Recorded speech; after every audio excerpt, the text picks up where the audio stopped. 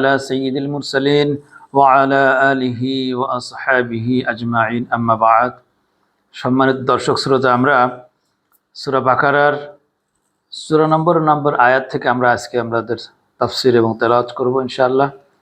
তো এই আয়াতটা বলার আগে আমাদের একটু সান্নজলটা জানতে হবে, সেটা হচ্ছে যে আপনার ইহুদিরা তারা নিজেদেরকে দাবি করতো যে তারা আল্লাহর সব থেকে প্রিয় পাত্র, এবং তারা দাবি করতে করতে এমন পর্যায়ে চলে গেল যে তারা আল্লাহর সন্তান। যে আল্লাহ তাআলা পবিত্র কোরআন সূরা মায়েদাতে এদের কথাগুলো বলেছে যে নাহনু আবনাউল্লাহি ওয়া আহিব্বাউ, আমরা হচ্ছে আল্লাহর সন্তান এবং আল্লাহ আমাদের সব থেকে বেশি ভালোবাসে। এটা তারা বলতো একটা বিষয়। আবার বলতো যে পরকালের যে ঘর জান্নাতটা শুধু আমাদের জন্য, জান্নাত আর কারোর জন্য না। যারা ইহুদি হবে তারাই শুধু জান্নাত পাবে, আর কেউ জান্নাত পাবে না।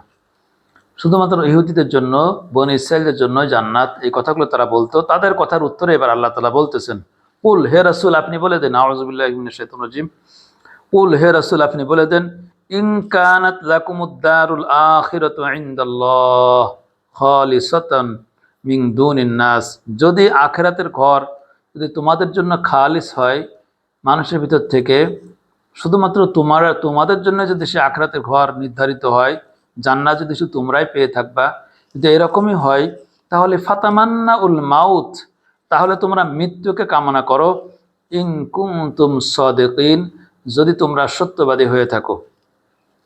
এটা ওদের কথা বলে আল্লাহ তাআলা ওদের উত্তরটা দিয়ে দিচ্ছেন। আল্লাহ বলছেন ওয়ালা ইয়াতামান্নাহু আবাদা, কখনোই তারা এরকম কামনা করবে না, কখনোই তারা মৃত্যু কামনা করবে না। কেন করবে না?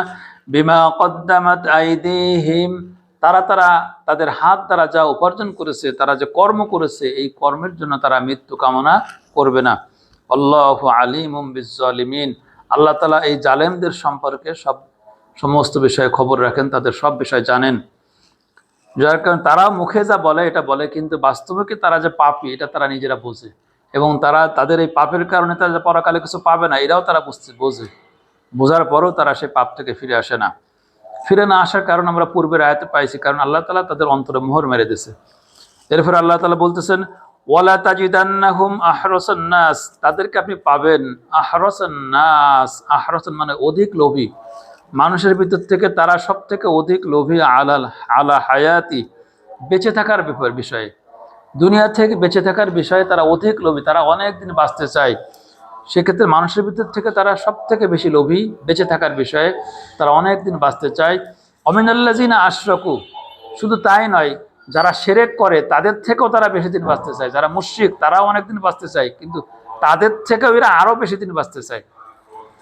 শুধু তাই নয়, ইয়াওয়াদ্দু আহাদুহুম, তাদের প্রত্যেকেই চায়, ইয়াওয়াদ্দু মানে চায়, আহাদুহুম তাদের প্রত্যেকে চায়, লাউ ইউআম্মারু আলফাসানা, যদি তার বয়সটা দেওয়া হতো 1000 বছর, তারা 1000 বছরের বয়স তারা কামনা করে। ওমা হুয়া বিমুজাহজিহি মিনাল আযাবি আইয়ু আম্মার, আল্লাহ তাআলা বলতেছেন ওমা হুয়া বিমুজাহজিহি মিনাল আযাব আইয়ু আম্মার, যদিও তাদেরকে আইয়ু আম্মার বয়স দেওয়া হয়, তাহলেও ওমা হুয়া বিমুজাহজিহি মিনাল আযাব, এই আযাব থেকে তারা বাঁচতে পারবে না, এই হায়াত তাদেরকে আযাব থেকে বাঁচাতে পারবে না। আল্লাহ তাআলা বলতেছেন আল্লাহু বাসীরুম বিমা ইয়ামালুন, তারা যা কিছু করতেছে সেই বিষয়গুলো আল্লাহ তাআলা দর্শক, আল্লাহ তাআলা সব দেখতেছেন। এরপরে আল্লাহ তাআলা আরেকটা বিষয় আলোচনা করছেন, সেটা হচ্ছে এই যে ইহুদিরা জিবরাইল আলাইহিস সালাম, মিকাইল আলাইহিস সালামকে শত্রু মনে করত। কারণ এই দুইজন ফেরেশতা অনেক নবীর কাছে ওহী নিয়ে আসছে, বিশেষ করে জিবরাইল আলাইহিস সালাম। তা এরা তাদের পছন্দ মতো লোকের কাছে ওহী আনে নাই, এই কারণে তারা তাদেরকে শত্রু মনে করত। এই কারণে আল্লাহ তাআলা বলতেছেন, আরো অনেক কারণ থাকতে পারে, কিন্তু আল্লাহ তাদেরকে, জিবরাইল আলাইহিস সালামকে তারা শত্রু মনে করতে আল্লাহ তাআলা উল্লেখ করেন। যেমন সর্বশেষ আমাদের নবীর মুহাম্মদ রাসূলুল্লাহ সাল্লাল্লাহু আলাইহি সাল্লামের নিকটে যখন কোরআনের ওহী নিয়ে আসেন, তখন জিবরাইল আলাইহিস সালামের প্রতি তারা খুব আরো ক্ষিপ্ত হয়ে যায় যে কেন সে আমাদের বংশের ভিতরে ওহী নিয়ে আসলো না, কেন সে ওইখানে গেল। এই জন্য তারা আরো শত্রু হয়ে গেল। সেই কথা আল্লাহ বলতেছেন কুল হে রাসূল আপনি বলে দেন, মান কানা আদুওয়াল লিজিবরিল, যে জিবরিল আলাইহিস সালামের শত্রু হয় এই কারণে যে ফাইন্নাহু নাযালাহু আলা কলবিকা বিইذনিল্লাহ, যে জিবরিল আল্লাহর অনুমতিতে আপনার কলবে অবতীর্ণ করে আল্লাহর কিতাব দিয়ে দেয়, আপনার অন্তরে ঢেলে দেয়। মুসাদ্দিকাল লিমা বাইনা ইয়াদাইহি, এবং যে কিতাব আপনাকে দেওয়া হয়েছে আল কোরআন, এই কোরআন যা আছে তাদের সামনে যে কিতাব আছে সেই কিতাবেরই সত্যায়নকারী। ওয়াহুদা ওয়া রাহমাতাল লিল মুমিনিন, এই কিতাব আছে পথ নির্দেশনা, ওয়া রাহমাতুল লিল অবশ্যই অবশ্যরা লিল মুমিনিন, এবং মুমিনদের জন্য সুসংবাদ। এরপরে আল্লাহ বলতেছেন, মান কানা আদুওয়াল লিল্লাহি ওয়া মালাইকাতিহি ওয়া রুসুলিহি ওয়া জিবরিল ওয়া মিকাইল, যে জিবরিল আদুওয়াল লিল্লাহ, আল্লাহকে শত্রু মনে করে, ওয়া মালাইকাতিহি ফেরেশতাদের শত্রু মনে করে, ওয়া রুসুলিহি রসুলদের শত্রু করে, ও জিব্রাইল জিব্রাইলকে শত্রু জ্ঞান করে, ও মিকাইল মিকাইলকে শত্রু জ্ঞান করে, ফাইনাল্লাহ নিশ্চয়ই আল্লাহ আদুউল লিল কাফিরিন, এই কাফেরদেরকেও আল্লাহ তাআলা শত্রু মনে করেন, এদেরকে আল্লাহ শত্রু, এরা আল্লাহর শত্রু। ওয়ালাকাদ আনজালনা ইলাইকা আয়াতিম বাইয়িনাত, আর রাসূল আমি আপনার প্রতি অবতীর্ণ করেছি সুস্পষ্ট আয়াত, আয়াতিম বাইয়িনাত উজ্জ্বল প্রমাণ, যেটা পবিত্র কোরআনকে বাইয়িনাত বলা হয়েছে, বাইয়িনাত উজ্জ্বল প্রমাণ। এই কিতাবের ভিতরে এমন এমন তথ্য আছে যেই তথ্য পৃথিবীর কিয়ামত পর্যন্ত মানুষকে অবাক করে দেবে, যেই তথ্যগুলোই একটা প্রমাণ যে কিতাব আল্লাহর কিতাব। ওমা ইয়াকফুরু বিহা ইল্লাল ফাসিকুন, এই কোরআনকে অস্বীকার করে শুধুমাত্র তারাই যারা ফাসিক। যে ফাসিক শব্দের অর্থ সত্যকে জানার পরে ত্যাগ করা, যারা সত্যকে জানার পরে ত্যাগ করে, শুধুমাত্র ওই সত্যটাকে মানুষ যারা, তারাই শুধুমাত্র কোরআনকে অস্বীকার করবে, এটা আল্লাহর কিতাব না বলে অস্বীকার করবে। তাছাড়া অন্য যারা সবাই কোরআনকে স্বীকার করবে। আওয়া কুল্লামা আহাদু আহাদান নাবাযাহু ফারিকুম মিনহুম, যখনই তাদের কাছ থেকে কোনো বিষয়ে ওয়াদা নেওয়া হয়েছিল তখন তারা ওয়াদা করেছিল, নাবাযাহু ফারিকুম মিনহুম, তাদের একদল লোক ছিল এই তারা সেই ওয়াদাকে ছুঁড়ে ফেলে দিয়েছিল। বাল আকসারুহুম লা ইউমিনুন, আল্লাহ বলছেন বরং তাদের অধিকাংশ লোকেরাই ইমানদার না। এই শব্দটা আমাদের জানতে হবে, যাদের সম্পর্কে কথা বলতেছে তারা কিন্তু আমাদের আগের ইমানদার, আমাদের আগের যাদেরকে ইমানদার বলা হতো তারাই ইহুদি এবং খ্রিস্টান, এদেরকে ইমানদার বলা হতো, এরাই ইমানদার ছিল, সেই সময় হকপন্থী মানুষ ছিল। কিন্তু এই ইমানদার দলের ভিতরে আল্লাহ তাআলা বলছেন যে বাল আকসারুহুম লা ইউমিনুন, তাদের ভিতরে যারা আছে তাদের অধিকাংশ ইমানদার না, কিন্তু তারা কিন্তু নবীদের সন্তান, নবীদেরকে অনুসরণ করতেছে, আল্লাহর বিধিবিধান মানতেছে, নামাজ পড়তেছে, রোজা রাখতেছে, সবই করতেছে, কিন্তু আল্লাহ তাআলা বলছেন এদের অধিকাংশ লোকই ইমানদার না। তার কারণটাও আমরা পূর্বে কয়েকটা তাফসিরে পেয়ে গেছি যে আল্লাহর সাথে তাদের যে ওয়াদা ছিল সেই ওয়াদা তারা পালন করে নাই। আল্লাহর সাথে কিন্তু ওয়াদাগুলো পালন না করার কারণে আল্লাহ তাআলা তাদের ইমানকে অস্বীকার যাচ্ছে, ইমানকে আল্লাহ তাআলা অস্বীকার যাচ্ছে। আল্লাহ বলছে বাল আকসারুহুম লা ইউমিনুন, তাদের অধিকাংশ লোকই ইমানদার নয়। এরপরে আহলে কিতাব অর্থাৎ ইহুদিদের আলেমদের সম্পর্কে আল্লাহ বলতেছেন, ওয়ালাম্মা জাআহুম রাসূলুম মিন ইনদিল্লাহ, যখনই আল্লাহর পক্ষ থেকে কোন রসুল তাদের কাছে এসেছে, মুসাদ্দিকুল লিমা মাহুম, যেটা সেই রসুল যা নিয়ে আসছে, যেটা তাদের কাছে যা ছিল তার সত্যায়নকারী ছিল, নাবাযাহু ফারিকুম মিনাল্লাযিনা উতুল কিতাব, তখন তারা কি করেছে, তাদের ভিতরে যাদেরকে আমি কিতাবের জ্ঞান দিয়েছিলাম, মিনাল্লাযিনা উতুল কিতাব, যাদেরকে কিতাবের জ্ঞান দিয়েছিলাম, তারা ওই যে রসুল যে কিতাব নিয়ে আসছে সেই কিতাবকে তারা ছুঁড়ে ফেলে দিয়েছে। শুধুমাত্র আমাদের নবী না, আমাদের নবীর আগে অন্যান্য রসুলদের কিতাবগুলোকে তারা ছুঁড়ে ফেলে দিয়েছে। আমাদের নবীর আগে আসছিলেন ঈসা আলাইহিসসালাম, ঈসা আলাইহিসসালামকে তারা হত্যার চেষ্টা করেছে। ঈসা আলাইহিসসালামের যে কিতাব নিয়ে আসছেন সেই কিতাবকে তারা অমান্য করেছে, সেই কিতাবকে তারা মানে নাই, এরকম অনেক ছিল তাদের ভিতর থেকে। সেই আলেমদের কথা বলতেছে, সেই আলেম, ইহুদিদের আলেম, তারা এই কিতাবকে তারা ছুঁড়ে ফেলেছে, আল্লাহর কিতাবকে ছুঁড়ে ফেলেছে এবং কিতাবকে অস্বীকার করেছে, অথচ তাদের কাছে কিতাবের জ্ঞান ছিল। তারা কি করেছে, আর একটু উল্লেখ করে বলছেন, কিতাব আল্লাহি ওয়ারা যুহুরিহিম, তাদের কাছে যখন জনগণ দলিল জানতে চাইতো যে এই যে ইনি আসছে, ইনি কি আমার সাথে নবী, তারা কি করতো, তখন তাদের কাছে যে কিতাবে যে তথ্য ছিল সেই তথ্যগুলো তারা লুকায় রাখতো। ওয়ারা যুহুরিহিম, তারা কিতাবকে তাদের পিছনে রেখে দিত, কিতাবকে তারা পিছনে রেখে দিত এমনভাবে, কান্নাহুম লা ইয়ালামুন, এমনভাবে যে যেন তারা কিছু জানে না, তারা জানে না এই বিষয়ে, এই নবী সম্পর্কে, এই কিতাব সম্পর্কে তারা কিছু জানে না, এই ভাব দেখাতো এবং এই নবী এবং রসুলকে ওই আলেমরা অস্বীকার করত, তারা তার জনগণকে, তার অনুসারীদেরকে সে অস্বীকার করতে উদ্বুদ্ধ করত। এই ছিল বনী ইসরাঈলদের আলেমদের অবস্থা। সবার কথা আল্লাহ তাআলা উল্লেখ করতেছেন। এই কথাগুলো বলার পরে একটা নতুন বিষয় আল্লাহ তাআলা বলতেছেন, যেটা আমাদের সমাজে এখনো প্রচলিত আছে, যে বিষয়ের গল্প, অনেক অনেক রকম মিথ্যা কাহিনী প্রচলিত আছে, সেই বিষয়ে এই বনী ইসরাঈলদের ভিতরে এটা ছিল, সেই বিষয়গুলো আল্লাহ তাআলা পবিত্র কোরআনে উল্লেখ করছেন। আল্লাহ বলতেছেন, ওয়াত্তাবাউ মা তাতলুশ শায়াতিন আলা মুলকি সুলাইমান, তোমরা কি করেছো, অনুসরণ করেছো, ওয়াত্তাবাউ, তোমরা অনুসরণ করেছো, মা তাতলুশ শায়াতিন, শয়তান তোমাদেরকে যা তেলাওয়াত করে শোনাইছে। এই তেলাওয়াত শব্দের অর্থ কিন্তু শুধুমাত্র মুখ দিয়ে পড়া না, তেলাওয়াত শব্দের অর্থ বুঝই দিয়া। তো এখন শয়তান তোমাদেরকে আলামুলকে সুলাইমানের রাজত্ব সম্পর্কে তোমাদেরকে যা বুঝাইছে তোমরা সেইটা অনুসরণ করছো, সেইটা বিশ্বাস করছো, সেই কথাগুলোকে তোমরা অনুসরণ করেছো। আল্লাহ তাআলা বলতেছেন ওমা কাফারা সুলাইমান কুফরি করেনি, ওয়ালাকিন্নাশ শায়াতিনা কাফারু, নিশ্চয় শয়তান কুফরি করেছে, ইউআল্লিমুনান নাস আস-সিহর, সে মানুষকে জাদু শিক্ষা দিয়েছে। এখানে একটা বিষয়, সেটা হলো এই সুলাইমান আলাইহিস সালামের মৃত্যুর অনেক দিন পরে একসময় শয়তান একটা মানুষের বেশে মানুষের কাছে আবির্ভূত হলো, এবং আবির্ভূত হওয়ার পরে বলল যে সুলাইমানের যে ক্ষমতা, এই ক্ষমতার মূল ছিল জাদু, এবং এই ক্ষমতার মূল ছিল জাদু। এবং তার প্রমাণ আছে এই যে সুলাইমান আলাইহিস সালাম যেই সিংহাসনে বসতেন, এই সিংহাসনের নিচেই আপনার জাদু পুঁতে রাখা আছে, জাদু করে রাখা আছে। সেই জাদুর শক্তি বলেই সে এত বড় সাম্রাজ্যের মালিক ছিল। কিন্তু মূল প্রকৃত ঘটনা ছিল এই, সুলাইমান আলাইহিস সালাম এই উনি তো পুরো জিন জাতিরও বাচ্চা ছিলেন, পৃথিবীর সকল সৃষ্টিজীবের বাচ্চা ছিলেন। তিনি এই জিনদের ভিতরে, শয়তানদের ভিতরে যারা এই জাদু প্রচলন করছিল, তিনি জাদুকে ট্যাকেল দেওয়ার জন্য যার কাছে জাদু যা পাইছে জিনদের ভিতর থেকে, সমস্ত জিনদের কাছ থেকে সেই জাদুগুলো তিনি সংরক্ষণ করে নিয়ে আসছিলেন।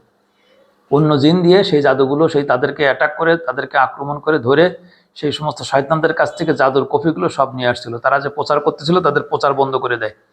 সমস্ত জাদুর কপিগুলো এনে সুলাইমান আলাইহিস সালাম কি করে, তার সিংহাসনের নিচে পুঁতে রাখে, তার পায়ের তলে পুঁতে রাখে। জাদুকে যেমন একদিকে জাদুকে অপমান করা হলো, আর একটা হচ্ছে যে এমন জায়গায় রাখা হলো এখান থেকে পুনরায় উদ্ধার করে নিয়ে যাওয়ার সাহস করবে না, এই উদ্দেশ্যে উনি এরকম রেখে দেন। কিন্তু ওই লোকের ওই একটা মানুষের বেশ ধারণ করে আসে, মানুষের কাছে বলতে থাকে যে আমি বলতেছি এখানে আছে, আর যদি না থাকে তাহলে তোমরা আমাকে যে শাস্তি দিবা সেই শাস্তি আমি মাথা পেতে নেব। এবং সুলাইমান আলাইহিস সালামের ক্ষমতাকে সে চ্যালেঞ্জ করে, যে বলে যে এটা আল্লাহ প্রদত্ত ক্ষমতা না, এটা ছিল জাদুর ক্ষমতা। সুলাইমান নবীর উপরে যেই বেলেমটা সে দিল, আল্লাহ তাআলা বলেছেন তোমরা সেই বেলেমটা বিশ্বাস করলে, তোমরা সুলাইমান আলাইহিস সালাম সম্পর্কে তার কোন সমস্ত কথাগুলো বিশ্বাস করলে, আর শয়তান থেকে তোমরা জাদু শিখতে চাইলে। সুলাইমান নবীর কাছে মাধ্যমে, যেহেতু নবী জাদু বিদ্যা প্রচার করেছে, নবী জাদুর দ্বারা এত ক্ষমতা অর্জন করছে, তাহলে তোমরাও জাদুর ক্ষমতা অর্জন করো, জাদু খুব ভালো জিনিস, এ দিয়ে অনেক ক্ষমতা পাওয়া যায়। তাদেরকে লেলাই দিল যে তোমরা জাদু শেখো, জাদু শিখে এইগুলো সম্পর্কে জানো, আর জাদুর ক্ষমতা অর্জন করো। এর দিকে শয়তান যা তাদেরকে বুঝালো, তারা সেটা বললো, তারা ওই জাদুর দিকে ঝুঁকে পড়লো। এরপর আল্লাহ তাআলা কি করলেন, যে ওমা উনজিলা আলাল মালাকাইনি বিবাবিলা হারুত ওয়া মারুত, আল্লাহ তাআলা এই জাদু সম্পর্কে জানানোর জন্য আল্লাহ তাআলা নবীদেরকে বেছে নেননি। কারণ জাদুর যে বিষয়গুলো আছে, এই বিষয়গুলো শয়তান যদিও সেটা করতেছে বলতেছে, কিন্তু জাদুর ক্ষমতাটা মূলত আল্লাহর।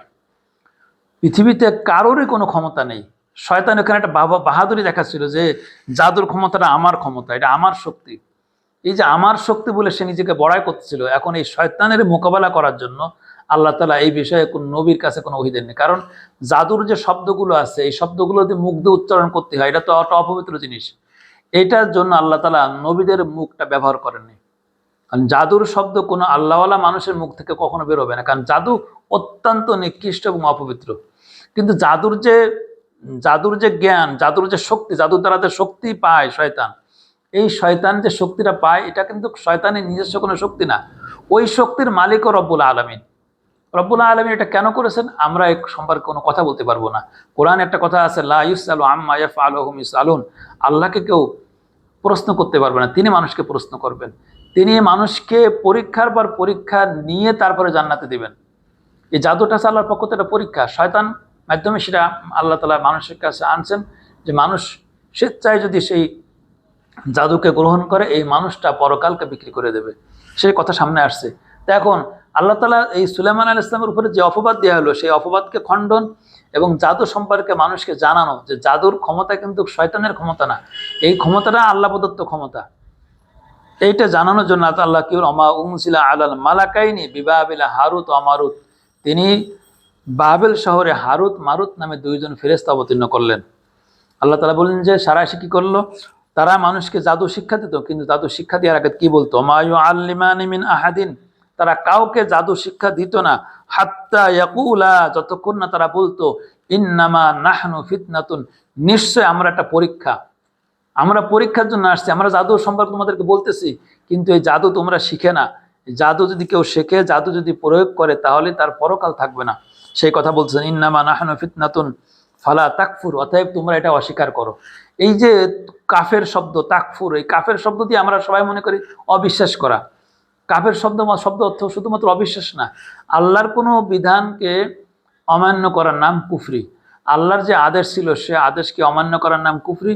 আল্লাহ যেটা নিষেধ করছে সেই নিষেধ থেকে বিরত থাকার নাম কুফরি। ঠিক এই কথা বলছেন, ফালা তাকফুর, তোমরা এর থেকে বিরত থাকো। তাহলে কুফরি শব্দের অনেকগুলো অর্থ আছে। এখানে অর্থটা কি? ইন্নামা নাহনু ফিতনাতুন, ফেরেশতারা বলতেছে নিশ্চয় আমরা একটা পরীক্ষা। ফালা তাকফুর, অতএব তোমরা এর থেকে বিরত থাকো, এই জাদু চর্চা থেকে বিরত থাকো। এখানে কাফের মনে হচ্ছে বিরত থাকা। অতএব আল্লাহ তাআলা যেই কাজ নিষিদ্ধ করেছে সেই কাজ থেকে বিরত থাকাও একটা কুফরি, মানে আল্লাহর সেই কাজ করাটাও কুফরি, ফালা তাকফুর, তোমরা কুফরি করে না। আল্লাহ যে কাজ নিষেধ করেছে সেই কাজ করলে কুফরি হয়ে যাবে, তাই বলছে ফালা তাকফুর, তোমরা কুফরি করে না। আল্লাহ যে কাজ নিষেধ করেছে সেই কাজ যদি আমরা করি তাহলে সেটা কুফরি হবে, সে পাপটার নাম হবে কুফরি। আল্লাহ তাআলা এখানে বলতেছেন, ওমা হুম বিদররিনা মিন আহাদিন ওমা হুম বিদররিনা বিহি মিন আহাদিন ইল্লা বিইজনিল্লাহ। তারা এই দ্বারা ওমা হুম বিদররিনা মিন আহাদিন, তারা এই জাদুর দ্বারা এক কাউকেই ক্ষতি করতে পারতো না, ইল্লা বিইজনিল্লাহ, আল্লাহর অনুমতি ছাড়া। এবং ওমা বিইজনিল্লাহ ওয়ায়াতাআল্লামুনা, তারা শিক্ষা গ্রহণ করত মা ইয়াদুররুহুম ওয়া লা ইয়ানফাউহুম, জাদুর ভিতরে যে কল্যাণ আছে এবং অকল্যাণ আছে, জাদুর ভিতরে যে উপকার আছে ক্ষতি আছে, দুইটাই তারা শিক্ষা গ্রহণ করত। ওয়ালাকাদ আলিমু লামান ইশতারাহু মা লাহু ফিল আখিরাতি মিন খালাক, তারা এটা জানতো যে এই যে তারা শিখলো এর দ্বারা তারা পরকালে তাদের জন্য কোনো অংশ থাকবে না। এরা তাদেরকে জানতো, তারা জানে বুঝে তারা এই কাজটাগুলো করেছিল। এরপর আল্লাহ বলতেছেন, ওয়ালা বিইসা মা শারাউ বিহি আনফুসাহুম, কতই তা নিকৃষ্ট যে তারা তাদের আত্মাকে বিক্রি করেছে। এইখানে কথাটা বুঝেন, যেই কর্ম করলে, আমি জানি যেই কর্ম করলে আল্লাহ তাআলা জাহান্নাম, তাকে এই কাজের পরিণতিটা হচ্ছে জাহান্নাম, এই কাজটা করলেই তাকে চিরদিন জাহান্নামে থাকতে হবে। এই কথা জানার পরে যে ওই কাজ করে সে মূলত তার আত্মাকে বিক্রি করে শয়তানের কাছে, সে মূলত তার পরকালকে বিক্রি করে দেয় দুনিয়ার এই সুযোগ সুবিধার মাধ্যমে। এই বনি ইসরাইল এই লোকগুলো কি করলো, দুনিয়ার এই জাদুর এই বাহাদুরি দেখানোর জন্য তারা পরকালকে বিক্রি করে দিল। পরকালের এই যে ক্ষতি, এত বড় ক্ষতি আছে, এই ক্ষতিকে তারা মালুম করলো না। এই বনি ইসরাইল মার্কা এই প্রকারের লোক এখন আমাদের ভিতরে অনেক বেশি। আমাদের ভিতরে যখন কোনো মানুষ বিপদে পড়ে তখন তার বিপদ থেকে উদ্ধার করার জন্য সে কি হালাল হারাম আর কি না জায়েজ তা দেখে না। কিছুদিন আগে এক বোন আমাকে বলতেছে যে হুজুর এই কাজটা করতে হবে, এখন আমি বলি যে এই সমস্ত কাজ সম্পূর্ণ হারাম, এগুলো কারোর কাছে যাবেন না, এর জন্য আপনি আল্লাহর কাছে দোয়া করেন, নামাজ পড়েন, এগুলো করেন। তখন বলেন না না, বিপদে পড়লে একটু উল্টোপাল্টা করতে হয়। এই যে বিপদে পড়লে একটু উল্টোপাল্টা করতে হয়, আপনি আল্লাহর পরীক্ষায় ধরা খেয়ে গেলেন। এই দেশের, আমাদের দেশের মুসলমানদের কথা আমি জানি, বাইরের দেশের মুসলমানদের কথা আমি জানি না, তবে বাইরের দেশের মুসলমানের ভিতরে, আফ্রিকার অঞ্চলে মুসলমানদের ভিতরে বেশ প্রচুর পরিমাণে জাদুর চর্চা আছে, যারা ওখানে গেছেন তাদের কাছ থেকে শুনেছি। আর আমাদের দেশের যারা মুসলমান তাদের ভিতরেও ব্যাপক পরিমাণে জাদুর চর্চা এখন ছাড়াই গেছে, সারা দেশে ছাড়াই গেছে। জাদুর কারণে এখন অনেক মানুষ ক্ষতিগ্রস্ত হচ্ছেন। তাই জাদুর এই চর্চা যারা করেন, এই বাজারে অ্যাভেলেবেল এই জাদুর চর্চার সবচেয়ে বড় একটা হাতিয়ার আছে দেশে আলেমরাই করছেন। এদেশের বিভিন্ন, আমি নাম নিলাম না, বিভিন্ন দরবারের নামে, বিভিন্ন দরবার থেকে জাদু, মানে তাবিজের কিতাব নামে কিতাব বের করা হয়েছে। এই তাবিজের কিতাবের পৃষ্ঠায় পৃষ্ঠায় জাদু। সব থেকে ভয়ঙ্কর কথা যেটা আপনারা অবাক হবেন, আপনি যদি বেহেশতি জেওর কেনেন, বেহেশতি জেওরের 3য় খণ্ড যেখানে জিন ও জাদুর চিকিৎসা আছে, ওই জায়গায় একেবারে প্রতিটা পয়েন্টে জাদু আর জাদু। আমরা আশরাফ থানভী রহমতুল্লাহ আলাইকে অনেক শ্রদ্ধা করি, কিন্তু আমার এটা বুঝে আসে না, এটা কি উনি করেছে না ওনার নামে কেউ চালাই দিয়েছে। ওনার মতো এত ভালো আলেম, ওনার সম্পর্কে যদি আমি ওনাকে দেখি নাই, ওনার সম্পর্কে ভালো শুনছি, ওনাকে মানুষ হাকিমুল উম্মাত বলে, তাহলে ওনার মতো ব্যক্তি উনি কিভাবে জাদু, ওনার বইয়ে পৃষ্ঠা জাদু লিখতে পারেন। ওনার বইয়ের আপনার এই যে আপনার বেশ যে ওরা 3য় খণ্ডতে জিন জ্বালায় দিয়া, জিন পোড়ায় দিয়া, এই সমস্ত যে আমলগুলো আছে, নিয়ম আছে, এখানে দেখলাম আমি একটা বলে আপনাদেরকে, 4 কোনা করে একটা কাগজ লেখা আছে, একটা খোপ দিয়ে 4 কোনা করে খোপ কাটা, এই খোপের মাঝখানে লেখা আছে, 4 পাশে 4 কোনায় লেখা আছে জিব্রাইল, ইয়া মিকাইল, ইয়া আজরাইল, ইয়া ইসরাফিল। মাঝখানে লেখা আছে ইয়া বুদুহ, বুধু মানে জিনেদের যে বাদশাহ, এইটা লিখেছে, এটার দিকেও জিন যদি খুব বেশি বাড়াবাড়ি করে তার জিন জ্বালানোর জন্য এটা লিখে এবার জিনে রুগীর নাকে দিতে হবে, বা যাই হোক আমার পুরোটা ঘটনা মনে নেই, যাই হোক এতে জিন জ্বালানো যাবে, জিন ধ্বংস হয়ে যাবে, জিনের রুগী সুস্থ হয়ে যাবে। এইভাবে করে আরো অনেক খোপ কেটে কেটে অনেক তাবিজ লেখা আছে। এই যে ঘটনাগুলো মানে জাদুর যে প্রচার, এই প্রচারের ক্ষেত্রে মুসলমানদের ভিতরে যে জাদুর যে প্রসার হয়েছে, এই প্রসারের ক্ষেত্রে মুসলমানদের এক শ্রেণী বড় বড় আলেমরা দায়ী। এবং তারা এই কিতাব তাবিজের কিতাবের নামে যেই সমস্ত বাজারে যে বইগুলো পাঠাইছে এবং বড় বড় দরবার থেকে, আমি নাম বলবো না কারণ আমি নাম বলা উদ্দেশ্য না, হতে পারে তাদের নামে কেউ চালাই দিতে পারে, তারা জানে না এটা, কিন্তু বাজারে যেটা আছে বিভিন্ন দরবারের নামেই, তাদেরকে আমরা ফলো করি, যে সমস্ত আলেমদেরকে আমরা মহব্বত করি, তাদের নামেই চালাই দেওয়া হয়েছে। এখন হয় জানি না তারা নিজেরা করছে না তাদের নামে কেউ চালাই দিয়েছে, আমি জানি না, আল্লাহ ভালো জানেন, কিন্তু এটা খুবই নেক্কারজনক ঘটনা। এবং এই বিষয়টা সম্পর্কে বাংলাদেশের যারা বড় বড় আলেম, যে সমস্ত আলেমদের ফতোয়া মানুষ অনুসরণ করবে, সেই সমস্ত আলেমরা এই বিষয়ে কোনো কথা বলেন না, এই বিষয়টাকে মানুষকে বাঁচানোর জন্য কোনো উদ্যোগ গ্রহণ করেন না। আবার যারা উদ্যোগ গ্রহণ করেন তারা লাস্টে যায় জিনের কাছে যায়। এবং আমি অবাক হচ্ছি যে সেটা হচ্ছে এই যে বাংলাদেশের সব থেকে বড় বড় যে সমস্ত মাদ্রাসাগুলো আছে, সেই মাদ্রাসায় গেলে দুই একজন জিন খেদানো হুজুর পাওয়া যায়।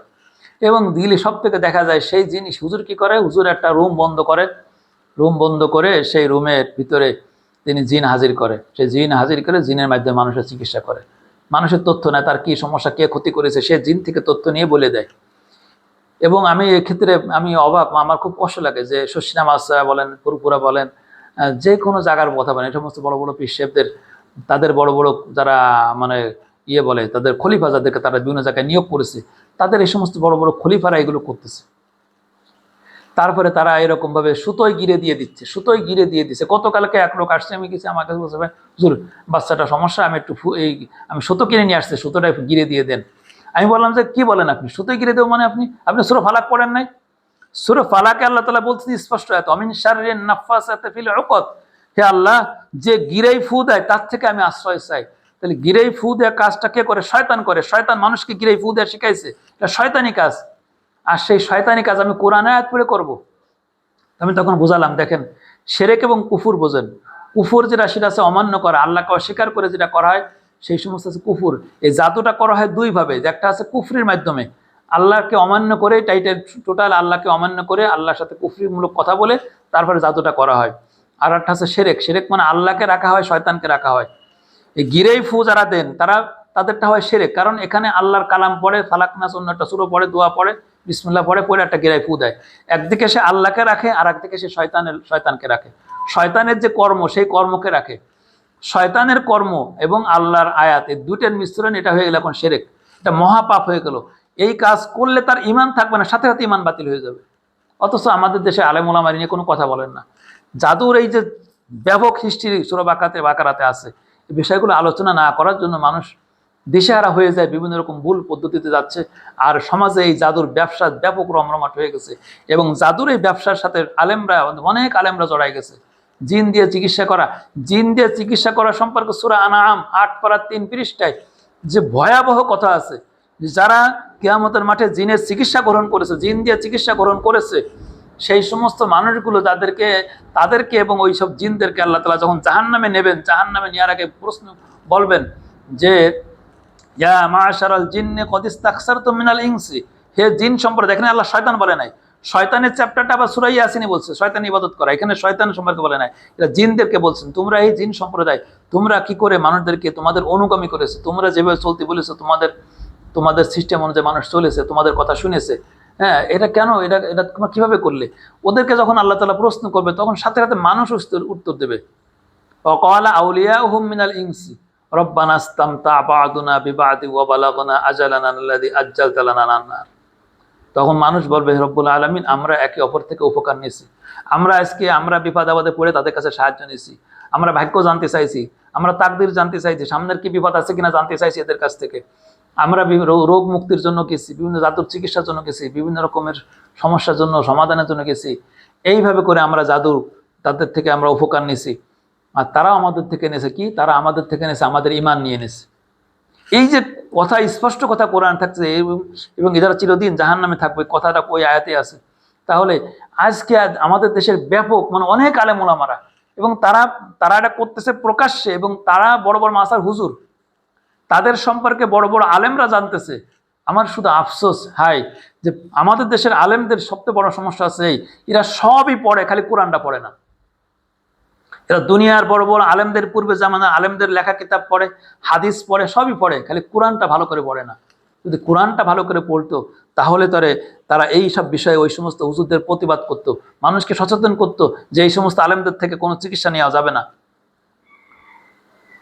আমার এটা কষ্ট লাগে, কেমন এই দৃশ্যটা দেখে কষ্ট লাগছে। বড় বড় আলেমরা এটা করতেছে, মানে ছোট কোনো আলেম না, অনেক বড় বড় আলেমরা এটা করতেছে।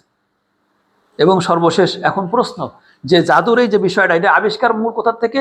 সুলাইমান আলাইহিস সালামের যুগে ইবলিস এটা আবিষ্কার করেছে, শয়তানরা এটা আবিষ্কার করেছে। এবং এটার যে ক্ষমতাটা, ওটা আল্লাহরই।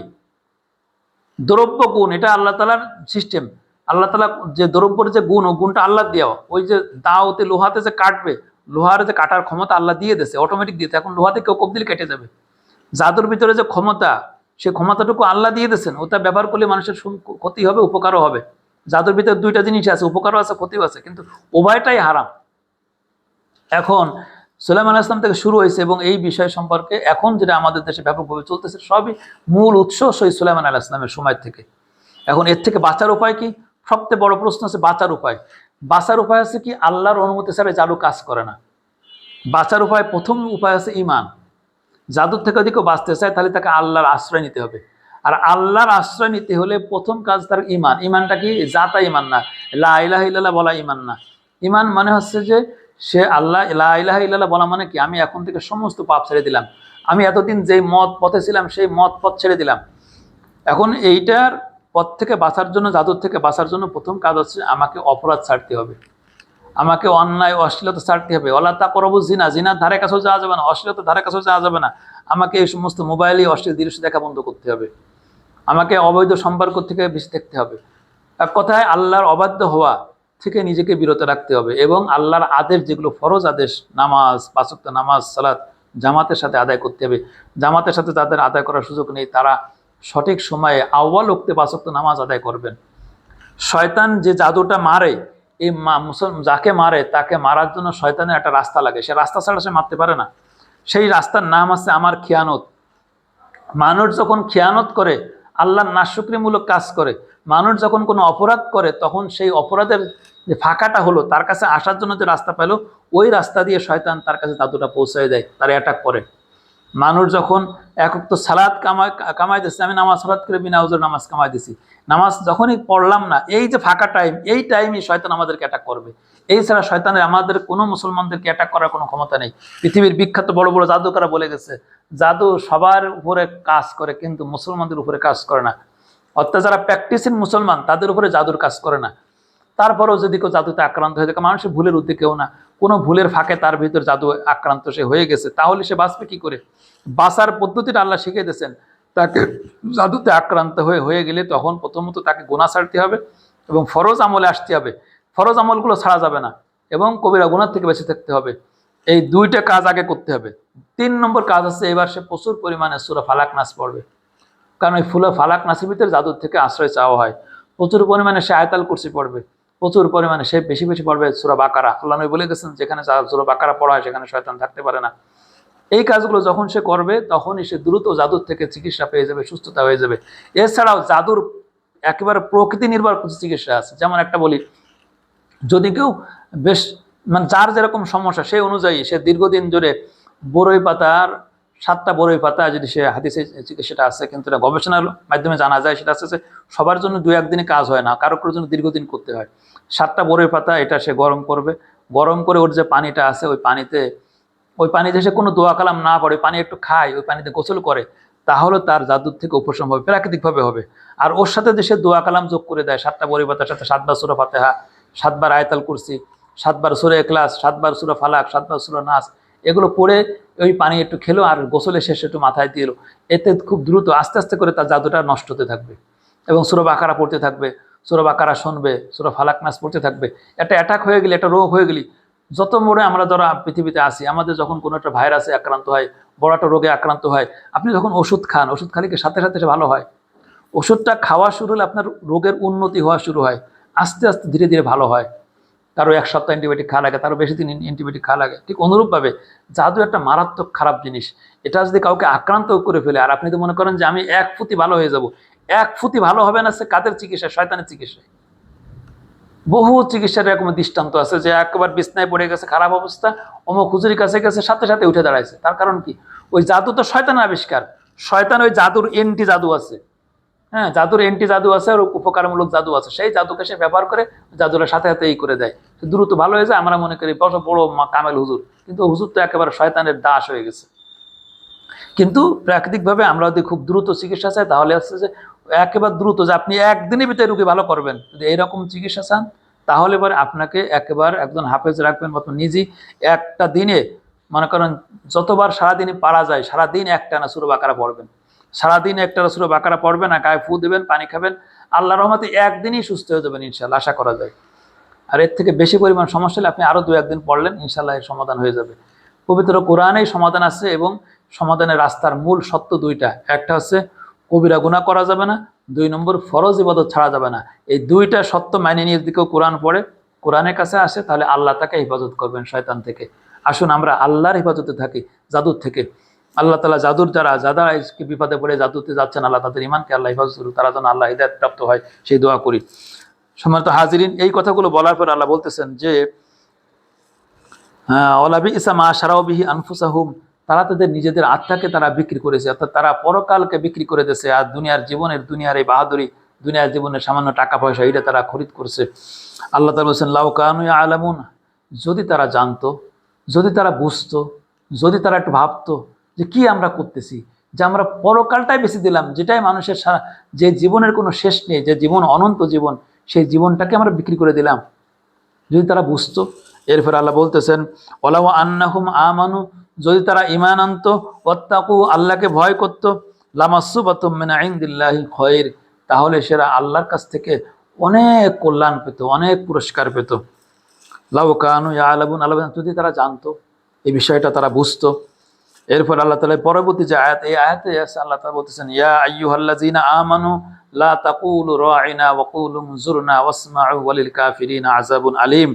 আল্লাহ তাআলা বলতেছেন, হে ঈমানদার লোকেরা, তোমরা আল্লাহ রসুলকে বলবে না লা তাকুলু রাঈনা, তোমরা রসুলকে রাঈনা বলে সম্বোধন করবে। অর্থাৎ ইহুদিরা রাঈনা শব্দের অর্থ আমার দিকে দৃষ্টি নিক্ষেপ করে, এটা একটা অর্থ। আবার রাঈনা শব্দের অর্থ হচ্ছে আমাদের রাখাল। এখন ইহুদিরা ইচ্ছাকৃত আসেন আমাদের নবীকে আসে রাঈনা বলে ডাকতো, মানে উদ্দেশ্য তার অন্তরের ভিতরে হে রাখাল, হে রাখাল, এইভাবে নবীকে অপমান সূচকভাবে তাদের অন্তরে যে কথা ছিল, সেই কথা তো আল্লাহ জানতেন। এই জন্য আল্লাহ প্রকাশ করে দিলেন যে হে তাদের দেখা দেখি, হে ঈমানদার লোকেরা, তোমরা কেউ রাঈনা বলবে না। এই আয়াত নাজিল হওয়ার পরে ইহুদিরা আবার রাঈনা বলার সাহস করে নাই, বললেন ইয়া আইয়ুহাল্লাযীনা আমানু লা তাকুলু রাঈনা, তোমরা নবীকে রাঈনা বলবে না, ওয়াকুলু উনজুরনা, তখন বলবে তোমরা যে উনজুরনা, হে রাসূল আমাদের দিকে লক্ষ্য করেন, ওয়াসমাউ, এবং তোমরা তার কথা শুনবে, রসুলের কথাগুলো শুনবে। এরপর আল্লাহ বলছেন ওয়ালিল কাফিরিনা আযাবুন আলীম, কাফেরদের জন্য আছে যন্ত্রণাদায়ক শাস্তি, জাহান্নামের শাস্তি। এই কথা বলার পর আল্লাহ এই শেষ আয়াত জুড়ে আমরা আলোচনা শেষ করব। আল্লাহ বলছেন মা ইয়াওয়াদ্দুল্লাযীনা কাফারু মিন আহলিল কিতাব, আহলে কিতাবদের ভিতর যারা কাফের, ইহুদি এবং খ্রিস্টান, তারা এদের ভিতর থেকে যারা কাফের, তারা চায় না, ওয়ালাল মুশরিকিন, এবং মুশরিক যারা, তারাও চায় না, আইয়ুনাসিলা আলাইকুম মিন খায়রিম মির রাব্বিকুম, যে আপনার উপরে আপনার রবের পক্ষ থেকে যে কল্যাণ অবতীর্ণ হচ্ছে, এই কল্যাণ আপনার প্রতি যে অবতীর্ণ হচ্ছে, এটা হোক। এটা আহলে কিতাব অর্থাৎ ইহুদি খ্রিস্টানদের ভিতর যারা আছে তারাও চায় না, এবং মুশরিকরাও চায় না এইটা অবতীর্ণ হোক। কিন্তু আল্লাহ বলতেছেন আল্লাহু ইয়াখতাসসু বিরহমাতিহি মাইয়াশা, আল্লাহ খাস করেন তার রহমত মাইয়াশা, তিনি যাকে চান তার প্রতি। আল্লাহ যাকে চান তার প্রতি তার খাস রহমত দান করেন। আর আল্লাহর খাস রহমত হচ্ছে পবিত্র কোরআন।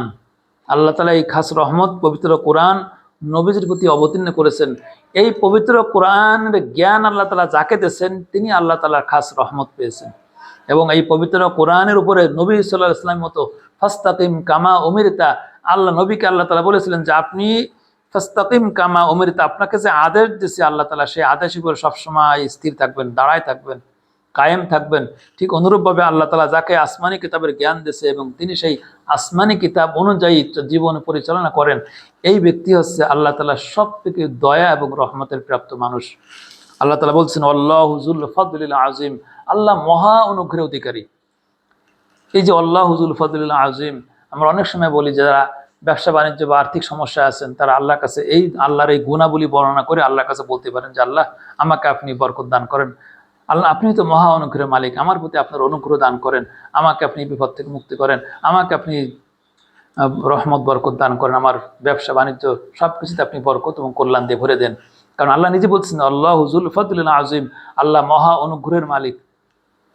এটা আমি অনেক আগের যুগের অনেক আলেম ওলামাদের দেখছি, তারা বড় বড় যারা ব্যবসায়ী ক্ষতিগ্রস্ত তাদেরকে বলতেন যে আপনি এই আয়াত বারবার পাঠ করতে থাকেন।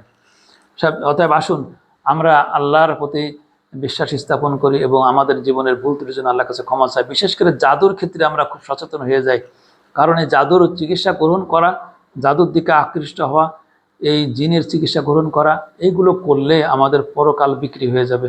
আল্লাহ তাআলা আমাদের পরকাল, সকলের পরকালকে রক্ষা করুন বলে আমিন। ওমা আলাইনা ইল্লাল বালাগ। আসসালামু আলাইকুম ওয়া রাহমাতুল্লাহ।